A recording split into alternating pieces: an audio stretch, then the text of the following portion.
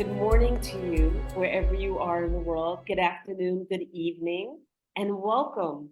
Welcome to the infinite way where spirituality meets humanity. And I want to introduce you to someone very, very special. His name is David Groode, who is an awakener and has been doing intuitive readings and numerology for over 30 years.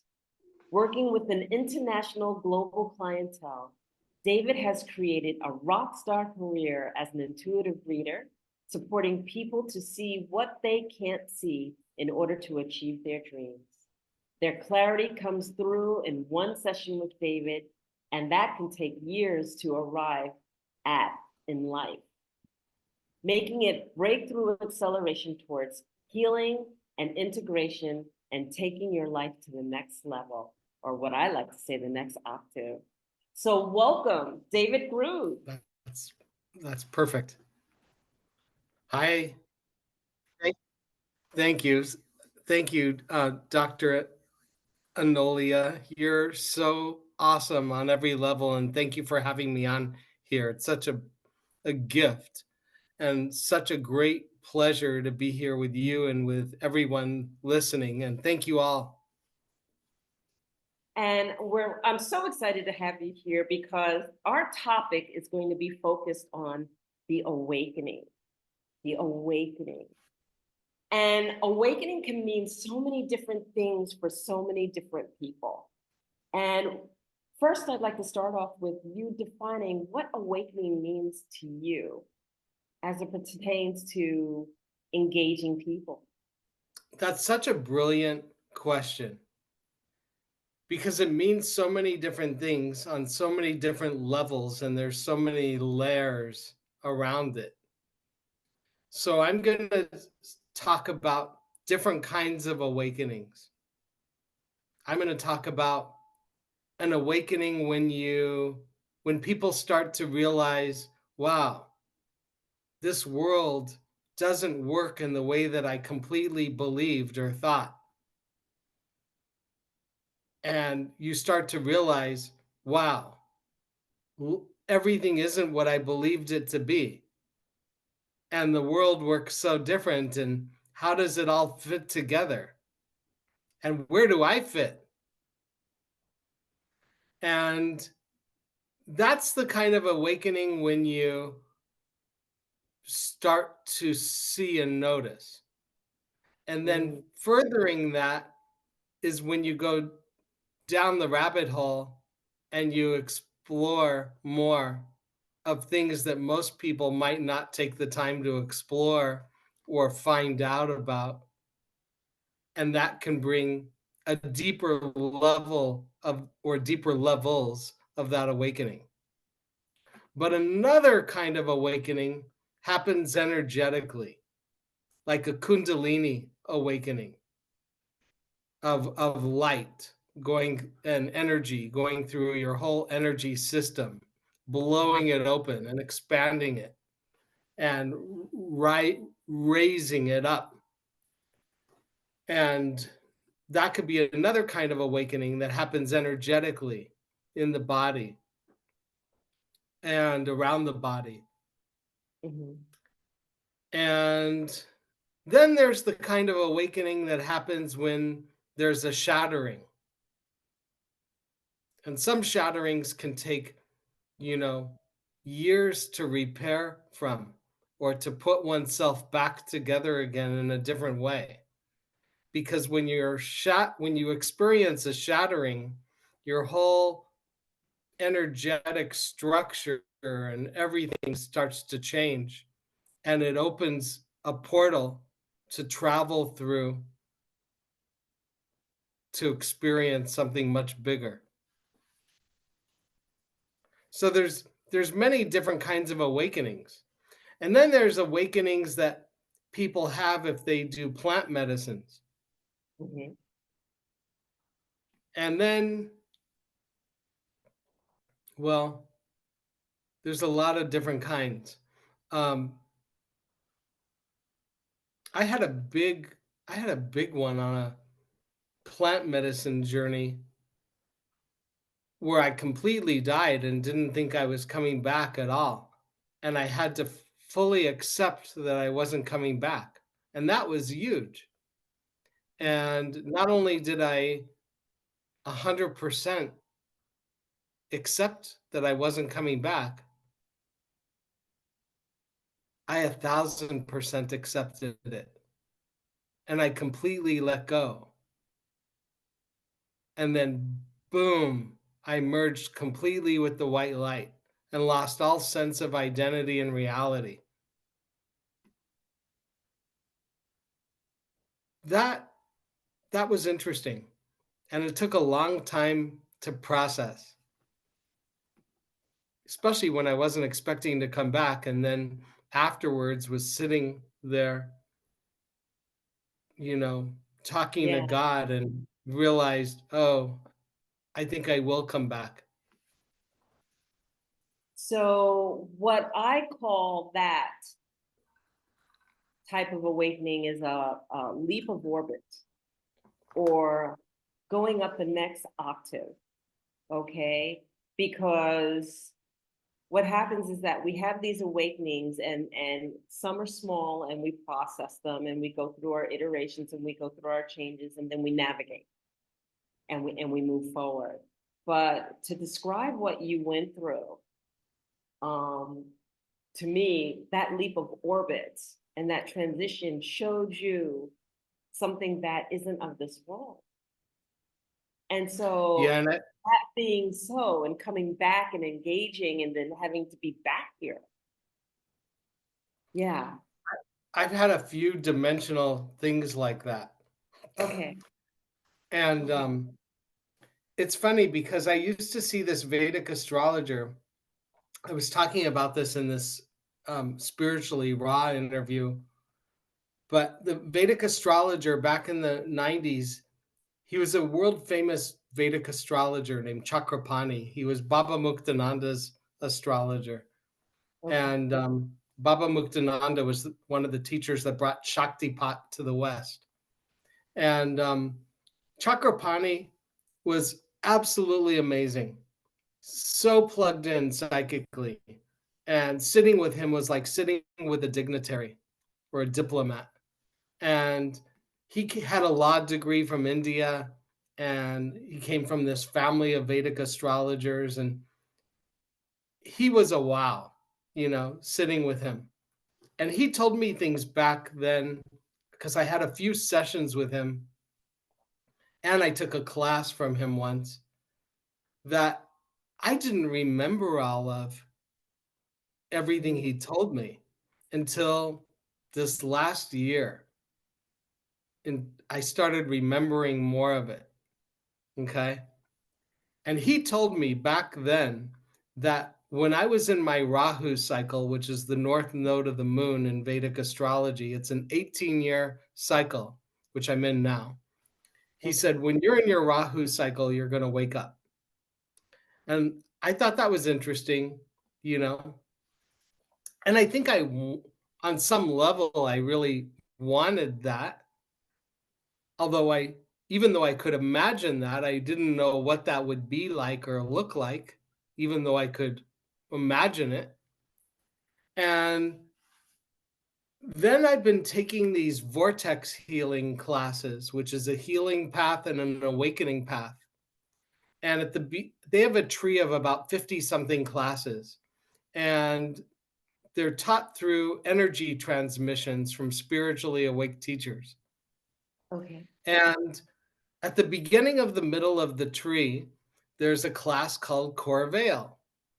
And last November, miraculously, I was able to go to Corveil because there's 6 classes before that that are prerequisites. Okay. Mhm. And um, so I had done all the prerequisites. I and they're prerequisites for a reason. So because they don't want anybody coming unglued during core veil, because the core veil is around the heart Mhm. and it's connected to the sixth dimension. And when it comes off, some people can be very emotional because they can feel like they're dying. And there were 180 people on there from all over the world. It was a 7-day class and 15 people repeating. And the first day, the core veil gets removed. Now, you can't put it back, Okay. okay? Okay.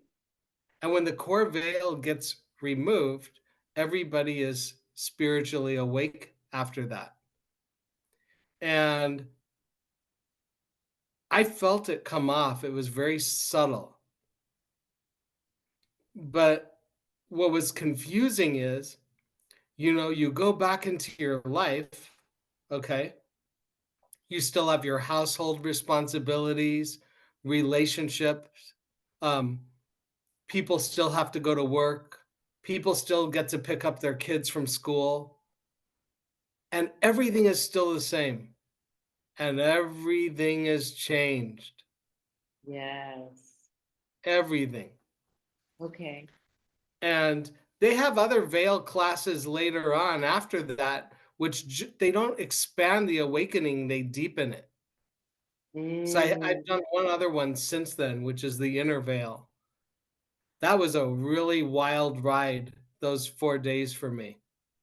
Like okay. all my stuff came up like on the third day. Um, yes, stuff can still come up when you're spiritually awake, people. It does not take away your problems, issues, emotional way of being.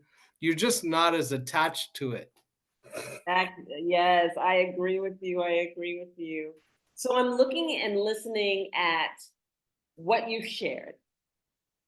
And to me, first of all, the fact that you've been an intuitive healer for 30 years, I want to know about how you learned about your gift to start using it, one.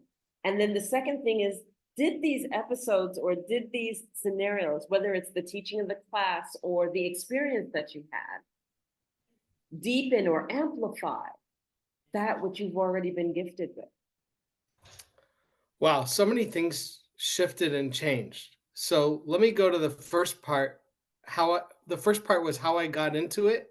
Yeah, yeah. Just Okay. how I had discovering it. two I had two really strong spiritual experiences that I wasn't expecting in high school. Okay, I had an out of body experience. Um, we were running around the track testing our pulse rates for biology class, and I got myself into a meditative state with my breathing, not knowing it. I okay, kept repeating in my mind while I was running, "Go, go, go, go." And my breathing was regulated. So I was walking back to class afterwards and I felt a little light, and boom, my soul or spirit came up above me, and I was looking at myself and everybody around in the parking lot and the cars from about a few feet above me. And I'm like, whoa, what is this? Wait a minute. I want to go camping next weekend with my family. Come back. Well, when it came back like this. uh-huh. And when it came back like that and settled into me, I felt a little off for about 2 hours, like a headachy, stomach achy a little bit for 2 hours. And, you know, that was a lot for at 15 years old to think about. And then the other thing that happened was I was in a driver's education class and we were watching a film where they do the cables to jumpstart the car. Right. And when they connect, and I was tilting my chair back while I was watching. I had a bad habit of tilting my chair back sometimes. And what happened was when they connected the cables to the car in the film, I almost fell back to the floor in my seat Oh, wow. because it was like me, but not as me now, me in another lifetime going to check something underneath the hood of the car and it exploded and I died. And I had that whole death memory of reliving that explosion. And that was why I almost hit the floor while I was tilting the chair. So I never told anybody about that. Okay. And Okay. I went when I was 19 years old for my very first reading. He was a professional psychic. He was a cousin of a very good friend of mine. And I went and had a reading with him at 19 years old. And I had a very profound reading.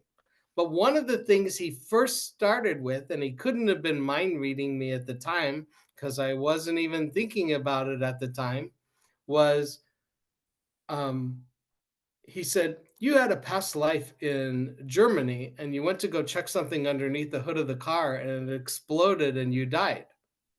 Wow. And you have to be careful watching violent movies because they can trigger those kinds of memories for you." So um, I was like, wow. So there was just no hiding. I couldn't deny it, you know? And so during that really profound reading, he mentioned other things. Like I knew I had a past life in Sweden because when I went to Sweden later on, I could walk all over Stockholm and know exactly where I was going without a map. Wow.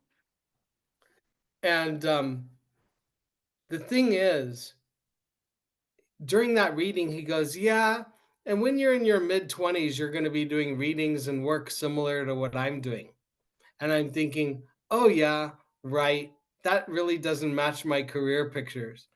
And so I left there. I couldn't deny how profound the reading was, but I wanted to just dismiss that part. And I met my first teacher when I was 20. She was an amazing healer and she taught healing and shamanism and all the things I wanted to learn about, but she knew I could see before I knew I could see. Okay. So everything that she taught me to do was behind the steering wheel of the car. She would fly from Oregon down to LA to teach somewhere, and I would drive her 2 or 3 hours. And I wasn't allowed to look at her. I could only look at the cars in the back rear view mirror and the cars around me and in front of me. And she would have me go and connect with the guides and tell her who was there, what they were saying, and she'd ask questions. And it taught me how to be in two places at once, even Wow. though I don't recommend learning that way. But yeah. And so I could be in some of the most crowded places and still can tap in and pull it through. Okay. Okay. Um, Coffee amplifies it, I found out, for me anyway, Wow. where or green tea, anything with that. I don't need it, but it amplifies it. Um, and so when I was 25, I had a non-specific virus in my liver. It showed up on two liver panels and blood panels, and I was in a lot of pain. I'd have enough energy to go to work, and I'd come home and crash out. And I went for acupuncture and herbs to control the pain. And then I knew I needed to see this shaman that I met a year before at a medicine wheel gathering for a healing. And after a month of calling, I got an appointment. I drove up to Santa Cruz to see him. We met on a parking lot at a donut shop, and he took me to this area around these redwood trees. And he did a healing on me on that Friday. And he said, "This is going to get worse before it gets better, but we'll know by next Wednesday if it works. And tonight I'll dream about you to see how I can help you." Well, that night wasn't so bad, but the following 2 days was so bad. I was curled up on the floor in agony that when Monday came around, I went back in for a third liver panel and blood panel. And when I went in for the results that Wednesday, nothing, completely clear. And I thought, Wow. wow, that's pretty good because things in the liver aren't always easy to get rid of. No. So um, after that, I had this inner voice come through saying, "You're being opened up to readings." And I was like, forget it. I'm not doing any readings. And so then I'd have all this pain, like in my liver area, and then after the pain would go away, all these downloads and visions would come through about things I wouldn't have a clue about other people. So when I would resist it, I'd have pain, and when I didn't resist it, I would have no pain. Oh, So then wow. I started to open with it and work with it, but believe it or not, I was really shy back then. And so I didn't know what I would tell people if they were going to come for readings unless they had questions. And so I, um, three different groups of friends all referred me to this same woman who did numerology readings. And I was like, you know what? I'm not getting any readings right now. Forget it. But I went out one Friday night with one group of friends and she was there. I couldn't avoid her. And we talked and I really liked her. And I went for a reading and it was life changing. And we became friends. And I originally wanted to learn the numerology to have as a social icebreaker if people were going to come in for readings as a place to start. But when I saw what it could do, meaning the numbers don't lie, Right. I thought, and it's kind of like a GPS. I was like, wow, this is amazing. And so it's been like a life learning for me. And that was kind of how it all started. Okay, I absolutely love the story. And numerology is one of the things that is not necessarily understood by people and how it could be life changing. Can you share just a little bit of how numerology plays a role and tells a story? You don't have to convince me. I'm a mathematician, right? So I'm like the numbers speak, right? I love numbers. I That's so absolutely great. love I so so admire that about you because math has always been my worst subject. Like I've never been able to wrap my mind around it completely. And I failed basic math in high school. And my uh-huh. friend said, well, what do you expect? They give you 100 problems a day to do. Yeah, but like I'm currently learning gematria for the Kabbalah. And so like when I look at the numbers, believe me, even though I'm a mathematician, it makes me feel like I'm starting all over because in that respect, I can't use linear learning. It's not linear learning. So it's like I'm relearning all over again. But if you could share your version, it's important to hear from somebody who's had the experiences that you've had. The numbers are like frequencies or vibrations. And it's like a key on a piano. Mm, And they, yeah, they have different meanings or feel it or experiences. Um, it's really interesting because they never lie. You know, I can always tell when somebody's going to have a challenging period and why and mm, how long. And, you know, when they have major gateways in their blueprints, which are 5 years of complete reinvention and redesigning of one's life, where they have some of their biggest breakthroughs ever and some of their biggest breakdowns ever happening concurrently for 5 years. Those can be full on. wow. Okay. I don't know if this is answering your question completely. It does because the fact that numbers have frequencies, the fact that numbers tell a story, they're a language in and of itself. There's symbolism. And then actually numbers are what backs everything up, whether it's metaphysical or whether it's scientific or whether it's Yeah. even psychological. You know, it's all backed up in numbers. So to me, it's very, very meaningful. And my numerology teacher was like a library. She knew so much about it. Like what I know compared to what she knew, I would be like in kindergarten or preschool. She knew hidden factors and quantums and numbers and addresses of planets based on Okay. numbers, everything. Wow. Wow. To So be well versed like that is something else, because that means that there was a great deal of study in sacred texts and ancient texts in order to understand that. I think she brought it through with her because she was really remarkable. She, when she was 17, after her grandfather's passing, she went with her mom on a spontaneous trip up to Mount Shasta. And they were having lunch together, she told me. And some guy approached her mom after lunch to have a reading. And her mom would never want to have a reading because her mom was very science based. And, and her mom said yes. And she couldn't believe it.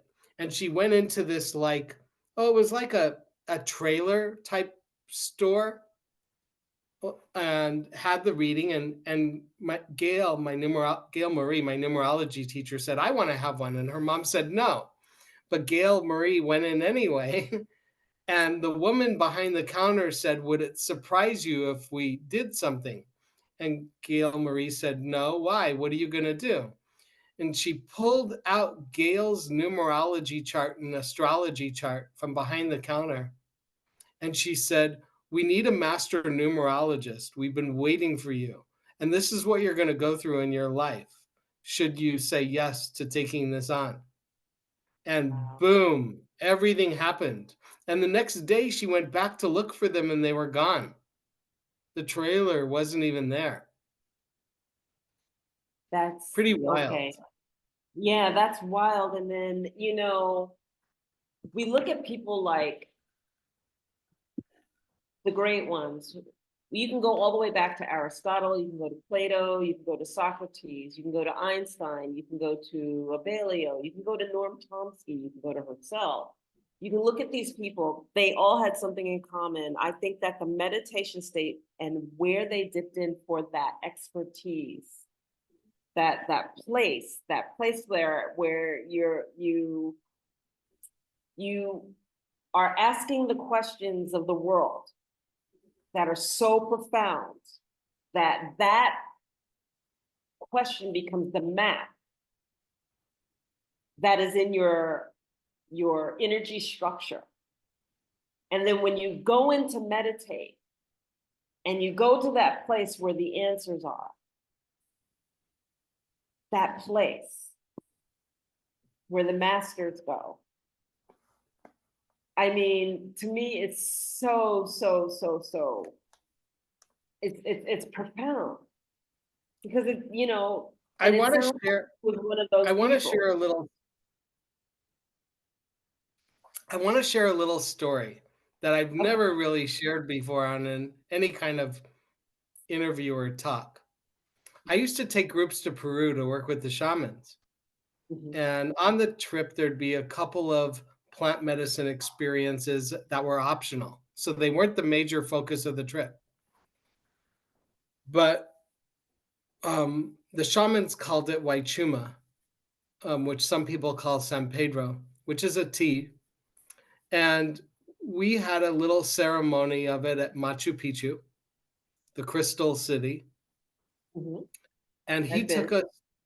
he took us to the cave of Pachamama, where there are these big, I don't even know if I could have words to describe them.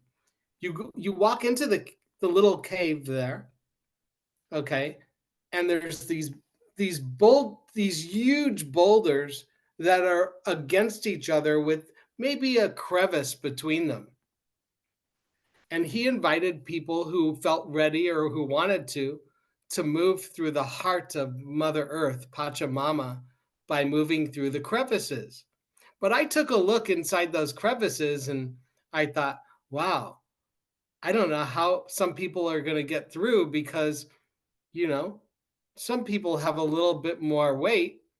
And I thought my bum was too big.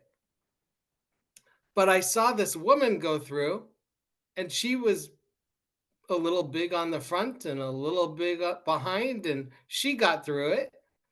And I thought to myself, hmm, okay, I'm going to go for it. But it was the kind of thing that if someone got stuck in there, they'd be screwed because they wouldn't There's be no able moving the to get boulders. out of there probably for days, and it would probably require heavy equipment, okay? Heavy machinery. So, and even then, I don't even know how it would happen. I guess I wasn't completely thinking because when I got in it and my whole body was in, I got completely stuck. And I'm like, oh my God, I am so screwed. I am so stuck. I can't move forward and I can't move backward and I can't move. I am stuck between these two boulders in this crevice. And my whole body was in there. And I thought, okay, calm down, calm down, calm down. Just breathe. You don't have to figure this out at this moment. Just breathe and calm yourself down. And so I did, and I calmed down and I breathed. And what was interesting that occurred was I had to wiggle through another dimension to start to loosen up and pull myself out of there.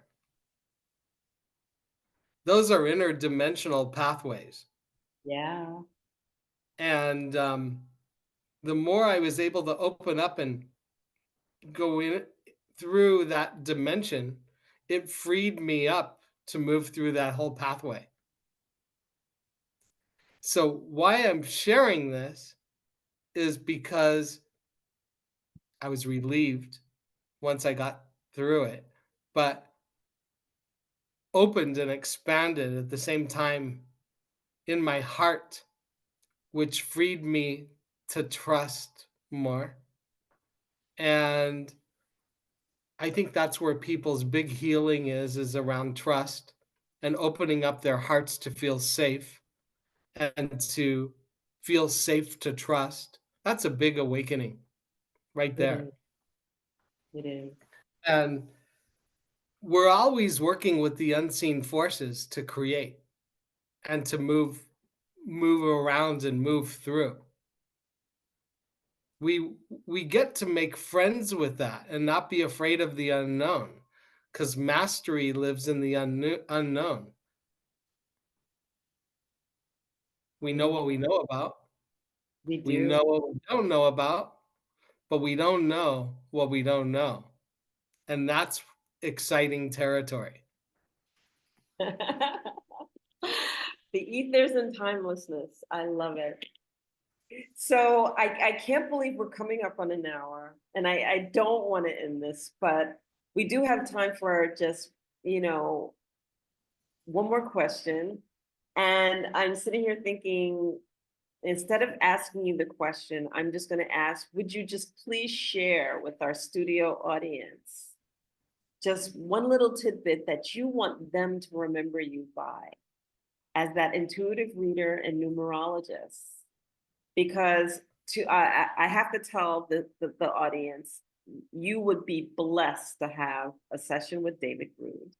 Okay, phenomenal, and the wisdom and the presence that you bring is just beautiful light. Thank you So so much. can you enlighten us with This your is what last? comes to me. When you ask me that, this is what truly comes to me.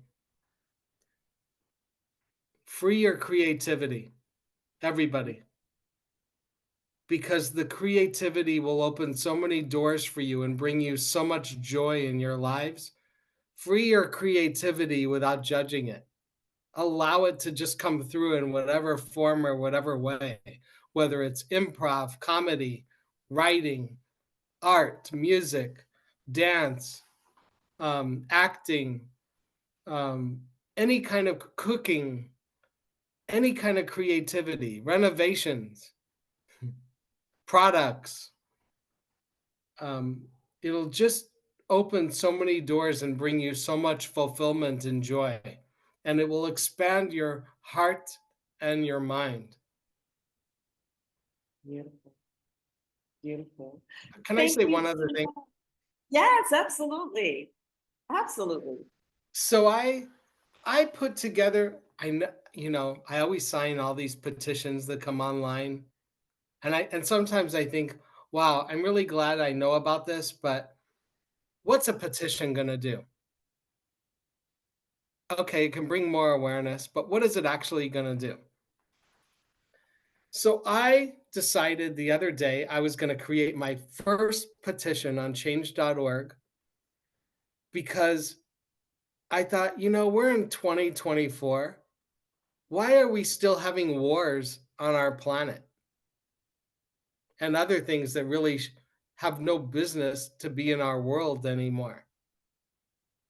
Like human trafficking, Yes. slavery, abuse of animals or children or women, all these things that are just completely unacceptable. Why is it that murder is illegal and yet we're still having wars, which gives people the freedom to go and murder people? So I did this petition because I was just kind of over it. And, to make wars illegal across the board, out of our world and anyone that funds it or contributes towards it. And so at first it didn't get so much traction. Like I had to do another post about it. And maybe people don't think a petition will do anything, or maybe people, just didn't feel like taking the time out to sign it, or maybe the post didn't reach people, but it started to gain a little traction. And then I got this email from change.org that they were going to put so much towards advertising it on their website and on Google. And we plant seeds every day with what we create. And those seeds can grow into something we don't even know about yet for future generations. And it really comes down to, what are we willing to wake up and say no to, or take, Mhm. and go, no more. This is not acceptable. Why are we hiring these people to be in our governments, or why are they selected or elected, either way, if they're going to abuse that power and allow these things to continue?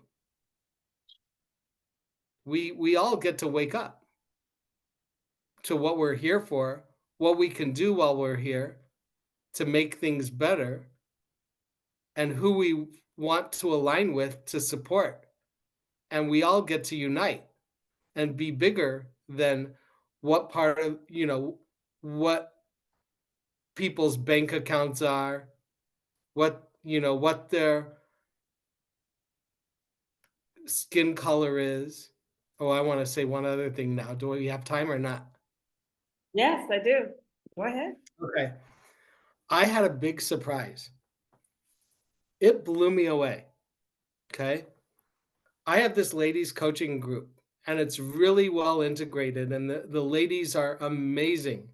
And I was telling the ladies one night, yeah, I feel like I've had African lifetimes or something, because I feel more black inside than I do white. Mhm. And one of the ladies, one of the African American women in there came back with a question that blew me away because I wasn't expecting it. And I didn't equate it at first consciously. And she said, would you be willing to give up your privilege? And I hesitated for a second because I was so blown away by the question. She said, hesitation is a no vote. But I had to explain to her later on that the question blew me away and I needed to think about it a little bit. And I wanted to be able to say, yes, I would. And I thought about it more. And I thought about it more. And I thought about it more. And I finally came to, yes, I would. I want to believe that anyway, in the deepest part of my heart. So I just wanted to share that. It's things we don't all think about always, that we take Exactly. for granted. Exactly. And then the thing is that if you feel that way, you probably were in a past life.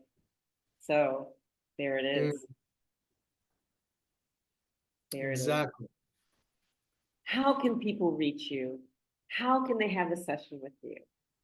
How can they Um, connect? I have a website. Everybody is welcome to visit. Inner, precision, precision.com. People could text me. I'm really good with text, especially if it's international. 707 548 7500. If you're dialing from outside of the US to text, it's got to have a 1 in front of it. If people, I prefer people text me if they're out of the country, out of the US, because my phone's not set up for international calls so much unless it's um, through an app like WhatsApp. So 707, so one first, one for US, 707 548 7500. Thank you. Thank you Thank you. so, Thank so much. you. Thank you. Thank you. Thank you so much for having me. Oh, what a pleasure it is. Always. So, this has been another episode of The Infinite Way where spirituality meets humanity. And I want to thank you, David Groode, for joining us. And I want to just say if you liked what you heard, please share it. If you liked what you heard, please subscribe. Subscribe, subscribe, subscribe. And we want to thank you. And we hope to see you for the next Infinite Way. Take care. Bye bye. Thank you.